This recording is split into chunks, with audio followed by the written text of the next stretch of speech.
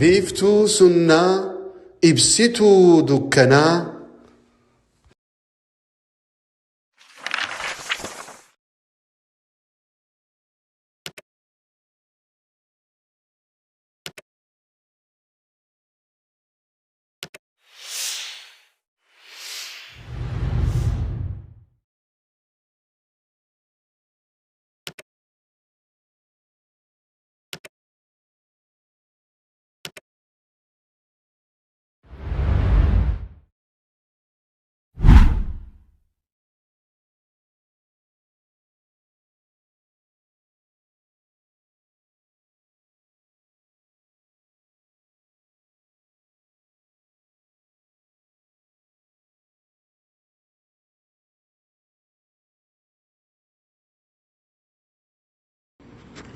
الحمد لله رب العالمين،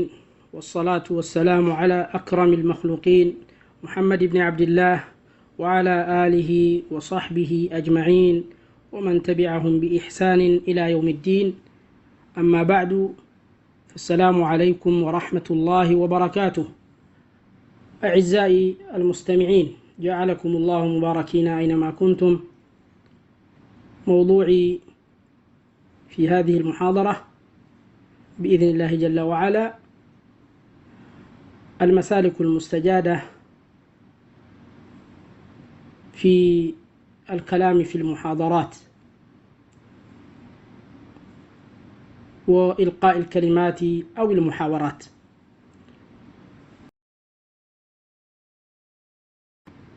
wanti karaan ittiin dacwaa godhanu, haalli ittiin muhaadaraa godhanu karaa filatamaa culamaa'onni sunnaadhaa. kallattii kanaan dacwaan nama bira gahuu qabdii jechuudhaan mustanbixiina dhalika min kitaabillahi jalla wa'ala wa sunnati rasuulihi sallallahu alayhi wa sallam wa طريقة الأولين karaa warri salaftootatii fi culamaa'onni sunnaa irra turan irraa fudhatuudhaan sanarraa warabbatuudhaani karaa ittiin dacwaan muhaadaraan ummata bira gahuudhaaf akkanatti woo ta'e gaariidha jechuu filatamaa ta'ee beekamaatu jira.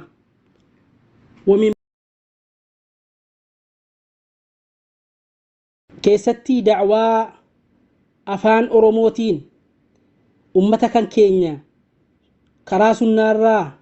fageeffamaa jiru, dhamaafamaa jiru kana karaa sunnaatti deebisuudhaaf taasifamu kana xalaanni hedduu warra xizbiyyoota ikhwaana warra jedhaman, sururiyaa warra jedhamu, warri kun wal ta'uudhaani akka jabaa fuulduree dhaabachuutti jiran sagalee tokkoon, humna tokkoon. kun maaliif ta'uu danda'ee jedhee uummanni kan keenya gaafii kan dhiheessus jiraachuu qabaa, dhihaatuu qabas gaafiin kun.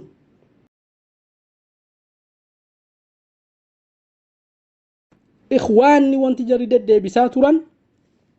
sammuu hordoftoota ofii keessa kan jarri kaa'aa turan yeroodhuma dhihoo kana jechuudha. tu dacwaan bifa amma nama gammachiisu kanaan qalbii namaatti das jedhu kanaan etuusiin lixaaf baha oromiyaatuun gahin duratti dacwaan kun dacwaa oromootii miti. oromoo keessa ummata oromiyaa kana keessa hin jirtu dacwaan kuni jechuudhaanii warra yaada kana tamsaasaa kanaan akkuma warri xalaanni kaan bifa kanaan islaminaa haarabaa jiranutti sunnaan kun salafiyyummaan dacwaan haqaa qulqulluun islaamummaa dhugaa kuni oromiyaa keessa hin jirtu jechuudhaan haala mijeeffatanii bifa kanaan abjuu kanaan guutuu oromiyaa kana akkuma jiruun of jala hiriirsinee hunduma muriidee keenya taasifnee waan nuti jenne bichaan fudhatamee oromiyaa kana keessatti waan barbaanne aqiidaa xizbiyyummaadhaan guutamte kana oromiyaa keessa tamsaafna yaada jedhuuni ol ka'aneetu jarri jiranuu. rabbiin kana isaaniif mijeessuu dhabuun dacwaan sunnaa oromiyaa keessatti bihamdillaahi jalla wa'ala wa maxdi fadlihi ثم بجهود بعض إخواننا ومشايخنا شباب السنة ربي إسا كان سانجلا فشلسي دعوان أوروميا كيستي فجعون كن بريك كيسان قدان وان إسان التين دعوا سنة التين عيبنو التين مقاسي تريسنو شيكو ليكين يتنجلا الرفمي هن الرفمني هن تقمني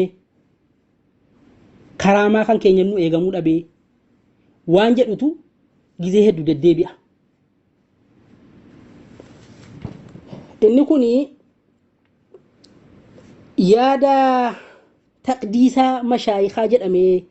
وربي دعابيرة توريسان كندوري دالا سيروسانا دالا ميكوما سانا نمني كان كينيا إسان جالا كوفي وجري بوانا نمانغورانس بوانا مدوكا غوري تا إجنان تا كإجنان كأي أكا جاما harki famuutti ummanni kan keenya olii gadii oofamee isaan jala deemudha kan jedhu barbaadaman qaddasa manee barane dur bid'aan dur nama barte moo akka xabitti nama gadhiiftu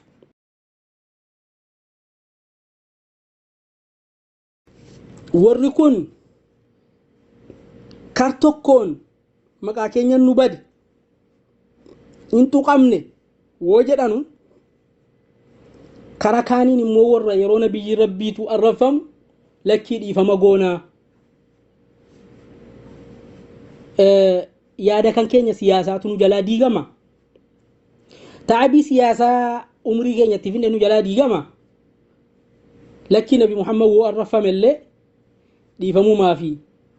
أبسو ما في وما كان ففقات جدني أمتنا ملافستو كارتوكوني مو عردي كون نبدي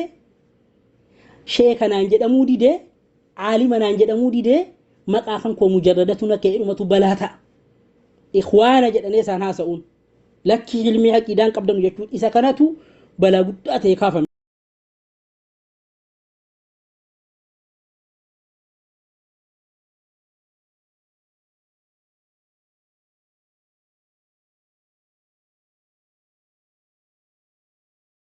بيفتو سنة إبسطوا دكنا